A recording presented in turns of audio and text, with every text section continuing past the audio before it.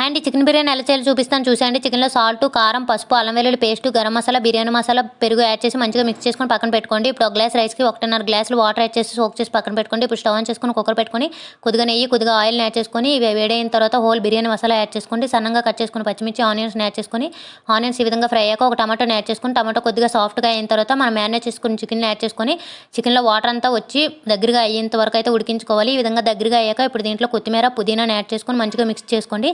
ఇప్పుడు దీంట్లోనే మనం సోక్ చేసి పెట్టుకున్న రైస్ని యాడ్ చేసుకోండి. అలానే ఒక స్పూన్ వరకు నెయ్యిని, అలానే ఒక స్పూన్ వరకు బిర్యానీ మసాలా యాడ్ చేసుకొని మంచిగా మిక్స్ చేసుకొని ఒకసారి సాల్ట్ చెక్ చేసుకొని సాల్ట్ సరిపోతే సాల్ట్ యాడ్ చేసి మూత పెట్టి ఒక 2 విజిల్స్ మాత్రమే వేయాలి. 2 విజిల్స్ తర్వాత స్టవ్ ఆఫ్ చేసి పూర్తిగా విజిల్ అంతా పోయిన తర్వాత కొద్దిగా చల్లారిన తర్వాత అయితే పొడి పొడిలాడుతూ మంచిగా బిర్యానీ అయితే రెడీ అయిపోతుంది. ఈ విధంగా ఒకసారి ట్రై చేసి చూడండి. ట్రై చేసిన తర్వాత ఎలా వచ్చిందో కామెంట్స్లో చెప్పడం అయితే అస్సలు మర్చిపోవద్దు. టేస్ట్ అయితే ఎక్సలెంట్గా ఉంటుంది. Thank you for watching. Bye bye. See you next video. ఈ వీడియో నచ్చితే ఒక లైక్ అయితే చేసేయండి.